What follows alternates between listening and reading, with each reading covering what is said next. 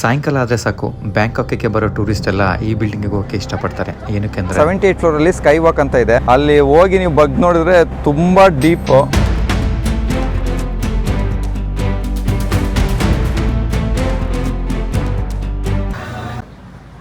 China ಟೌನಲ್ಲಿ ಏನೇನೋ ತಿನ್ನಬೇಕು ಅಂತ ಹೋಗಿದ್ದೆ, ಆದರೆ ಏನೂ ತಿನ್ನೋಕ್ಕಾಗಲಿಲ್ಲ. ಏನಕ್ಕೆ ಅಂದರೆ ಅಲ್ಲಿ ಬರೋ ಒಂದು ವಾಸನೆ. North Vietnam versus south Vietnam war.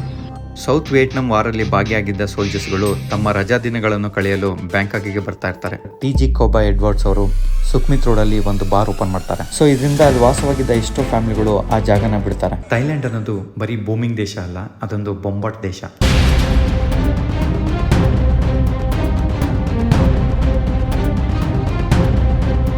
Early morning flight ಇದ್ದಿದ್ದರಿಂದ ಕ್ಯಾಬ್ ಮೊದಲೇ ಶೆಡ್ಯೂಲ್ ಮಾಡಿದ್ವಿ. ನಮ್ಮ ಡ್ರೈವರ್ ಎಷ್ಟು ಬಿಸಿ ಅಂದರೆ ಡೇ ಟೈಮಲ್ಲಿ ಮಲಗ್ತಾರಂತೆ, ನೈಟ್ ಟೈಮಲ್ಲಿ ಗಾಡಿ ಓಡಿಸ್ತಾರಂತೆ. ನೋಡಿ, ನಾವು ಮಲಗೋ ಟೈಮಲ್ಲಿ ಎಷ್ಟೋ ಜನ ದುಡಿತಾ ಇರ್ತಾರೆ ಅವ್ರವ್ರ ಕನಸುಗಳನ್ನ ಈಡೇರಿಸ್ಕೊಳ್ಳೋಕೆ. ಕೆಲವರು ಗುಲಾಮ್ರಾಗಿದ್ರು 100 ವರ್ಷ ಬದುಕಬೇಕು ಅನ್ಕೋತಾರೆ. ಇನ್ನು ಕೆಲವರು ಒಂದು ದಿವಸ ಇದ್ರು ಸುಲ್ತಾನ್ ಆಗಿದ್ದು ಸಾಯ್ಬೇಕು ಅನ್ಕೋತಾರೆ. ಇದೇ ನೋಡಿ ನಮ್ಮ ಮುದ್ದಾದ terminal 2 airport Bangalore. First time ಬೆಳಿಗ್ಗೆ 1 ಗಂಟೆಗೆ ಎದ್ದು ಸ್ನಾನ ಮಾಡ್ಕೊಂಡು ಬ್ಯಾಂಕಾಕಿಗೆ ಹೊರಟಿದ್ದೀನಿ. ಬನ್ನಿ ಏನೇನು ಸಿಗುತ್ತೆ ಎಲ್ಲ ನೋಡೋಣ.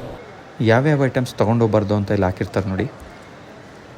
ನಿಮಗೆಲ್ಲ ಗೊತ್ತಿರೋ ಹಾಗೆ ಥೈಲ್ಯಾಂಡ್ ಫ್ಲೈಟ್ಸ್ ಯಾವಾಗಲೂ ಹೌಸ್ಫುಲ್ ಆಗಿರುತ್ತೆ. ಅದು ಮಿಡ್ ನೈಟಾರು ಆಗಲಿ ಮಿಡ್ ಡೇನಾರು ಆಗಲಿ. ಸೊ ಲಗೇಜ್ನ ಚೆಕ್ ಇನ್ ಮಾಡುವಾಗ ಇಂಡಿಗೋದವ್ರು ಹೇಳಿದ್ರು, ನೀವು ಟಿಕೆಟ್ ಬುಕ್ ಮಾಡುವಾಗ ನಿಮ್ಮ ಲಾಸ್ಟ್ ಟೈಮ್ನೆಲ್ಲ ಎಕ್ಸ್ಪೆಂಡ್ ಮಾಡಬೇಕು, ಇಲ್ಲಾಂದರೆ ನೆಕ್ಸ್ಟ್ ಟೈಮ್ ಅಲೋ ಮಾಡೋದಿಲ್ಲ ಅಂತೇಳಿ.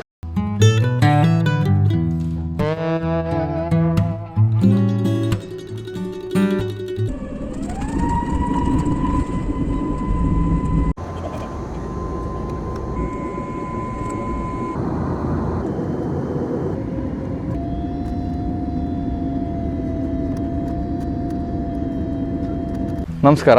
ಸೊ ಈಗಿನ ಕಾಲದಲ್ಲಿ ಸೇಲ್ಸ್ ಮಾಡೋದು ಎಷ್ಟು ಕಷ್ಟ ಅಂತ ಎಲ್ಲರಿಗೂ ಗೊತ್ತು.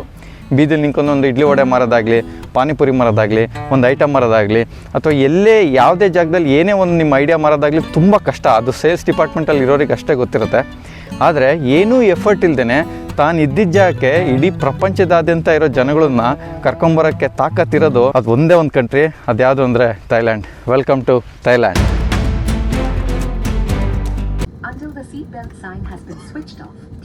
ಆ್ಯಕ್ಚುಲಿ ಬೆಂಗಳೂರು ಟರ್ಮಿನಲ್ 2 ನೋಡಿದವರಿಗೆ ಇದು ಎಲ್ಲಿ ಬಂದವಪ್ಪ ನಾವು ಅಂತ ಅನಿಸ್ತಾ ಇರುತ್ತೆ. ಪರವಾಗಿಲ್ಲ, ಸ್ವಲ್ಪ ಅಡ್ಜಸ್ಟ್ ಮಾಡ್ಕೊಳ್ಳಿ. ಎಲ್ಲರೂ 10 ಸೆಕೆಂಡ್ ಮೌನಾಚರಣೆ ಮಾಡೋಣ. ಥೈಲ್ಯಾಂಡಲ್ಲಿ ಹಾಸ್ಪಿಟಾಲಿಟಿ ತುಂಬ ಚೆನ್ನಾಗಿರುತ್ತೆ ನೋಡಿ. ಬೇಕಾದರೆ ಈ ಆಂಟಿ ನನಗೆ ಹಾಯ್ ಅಂತ ಹೇಳ್ತಾರೆ.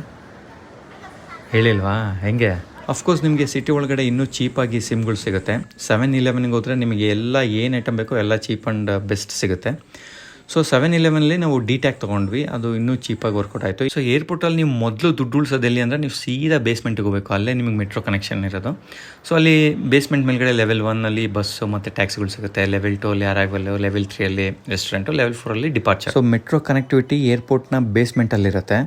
ನೀವು ಬೇಸ್ಮೆಂಟಿಗೆ ಬಂದಮೇಲೆ ಲೈನಲ್ಲಿ ನಿಂತು ಟಿಕೆಟ್ ತೊಗೊಬೋದು, ಇಲ್ಲಾಂದರೆ ವೆಂಡಿಂಗ್ ಮಿಷನಿಂದನೂ ನೀವು ಟಿಕೆಟ್ಸ್ ತೊಗೊಬೋದು. ಸೊ ನೀವು ಬ್ಯಾಂಕಾಕ್ ಮೆಟ್ರೋ ಮ್ಯಾಪ್ನ ಸ್ವಲ್ಪ ತರವಾಗಿ ಸ್ಟಡಿ ಮಾಡಿರಬೇಕು. ಅಲ್ಲಿ BTS ಲೈನ್ ಅಂತೆ, MRT ಲೈನ್ ಅಂತೆ, ARL ಲೈನು, SRT ಲೈನು, ಆ ಥರ ತುಂಬ ಲೈನ್ಸ್ಗಳಿರುತ್ತೆ. ಸೊ ನೀವು ಅದನ್ನು ಕ್ಲೀನಾಗಿ ನೋಡಿಕೊಂಡ್ರೆ ನೀವು ತುಂಬ ದುಡ್ಡು ಉಳಿಸ್ಬೋದು. ಅಲ್ಲಿ ಗ್ರ್ಯಾಬು ಮತ್ತು ಅಲ್ಲಿ ಟ್ಯಾಕ್ಸಿಗೆ, ಬಸ್ಸಿಗೆ ದುಡ್ಡು ಕೊಡೋ ಬದಲು. ಬ್ಯಾಂಕಾಕಲ್ಲಿ ಮೆಟ್ರೋ ಸ್ಟೇಷನ್ ಹೆಸರುಗಳು ಹೇಳೋದು ತುಂಬ ಕಷ್ಟ. ಎಲ್ಲ ಮೆಟ್ರೋ ಸ್ಟೇಷನಿಗೆ ಒಂದೊಂದು ನಂಬರ್ಗಳು ಕೊಟ್ಟಿರ್ತಾರೆ. ನಾನೊಂದು 30,000 ಬಾತ್ ಒಂದೇ ಸರಿ ಬಿಡಿಸ್ಕೊಬೇಕಿತ್ತು. ಸೊ ಅದಕ್ಕೆ ನಾನು ಸೆಲೆಕ್ಟ್ ಮಾಡಿದ್ದು ಈ ATM, ಕುಂಗುಶ್ರೀ ATM ಅಂತೇಳಿ. ಸೊ ಇದು ಯೆಲ್ಲೋ ಕಲರ್ ಆಗಿರುತ್ತೆ. ಸೊ ಇದೇ ಹೈಯೆಸ್ಟ್ ಲಿಮಿಟ್ ಕೊಡುತ್ತೆ 30,000 ಬಾತ್. ಬೇರೆದೆಲ್ಲ 20-25 ಆ ಥರ ಇರುತ್ತೆ ನೋಡಿ. ನೀವು ಪ್ರತಿ ATM ಟ್ರಾನ್ಸಾಕ್ಷನ್ಗೂ ಒಂದಿಷ್ಟು ಅಮೌಂಟ್ ಅಂತ ನೀವು ಕೊಡಲೇಬೇಕಾಗತ್ತೆ. ಸೊ ಅದಕ್ಕೆ ನೀವು ಒಟ್ಟಿಗೆ ತುಂಬ ಅಮೌಂಟು ಒಂದೇ ಸರಿ ಬಿಡಿಸ್ಬೇಕು. ಸೊ ಅದಕ್ಕೆ ನಾನು 30K ಬಾತ್ ಹೈಯೆಸ್ಟ್ ಲಿಮಿಟ್ ಇರೋದು ಯಾವ ಬ್ಯಾಂಕ್ ಅಂತ ಸರ್ಚ್ ಮಾಡಿದಾಗ ಗೊತ್ತಾಯಿತು.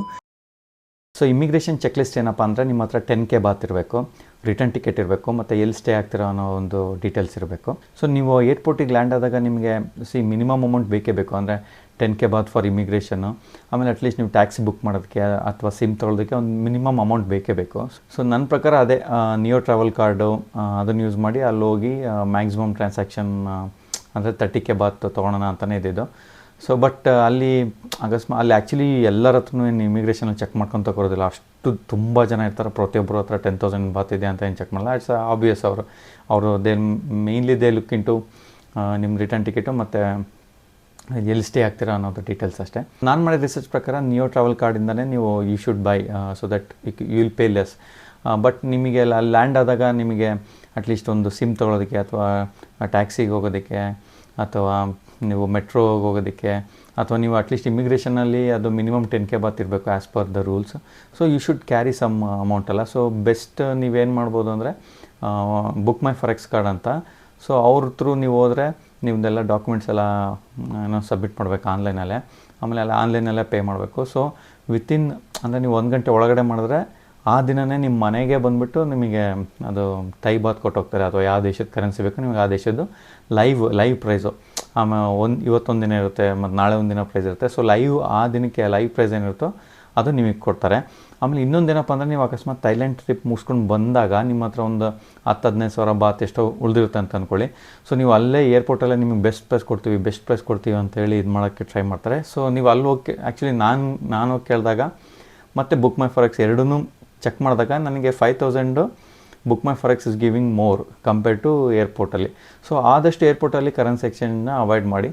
ಏನಿದ್ರು ನೀವು ಟ್ರಾವೆಲ್ ಕಾರ್ಡ್ಗಳು ಯೂಸ್ ಮಾಡಿ, ಇಲ್ಲಾಂದರೆ ಫಸ್ಟ್ ಇಲ್ಲಿಂದ ಹೋಗ್ತಾನೆ ಬುಕ್ ಮೈ ಫಾರೆಕ್ಸ್ ಯೂಸ್ ಮಾಡ್ಕೊಳ್ಳಿ. ಸಾಯಂಕಾಲ ಆದರೆ ಸಾಕು, ಬ್ಯಾಂಕಾಕ್ಗೆ ಬರೋ ಟೂರಿಸ್ಟ್ ಎಲ್ಲ ಈ ಬಿಲ್ಡಿಂಗಿಗೆ ಹೋಗೋಕ್ಕೆ ಇಷ್ಟಪಡ್ತಾರೆ. ಏನಕ್ಕೆ ಅಂದರೆ 78 ಫ್ಲೋರಲ್ಲಿ ಸ್ಕೈ ವಾಕ್ ಅಂತ ಇದೆ. ಅಲ್ಲಿ ಹೋಗಿ ನೀವು ಬಗ್ ನೋಡಿದ್ರೆ ತುಂಬ ಡೀಪು.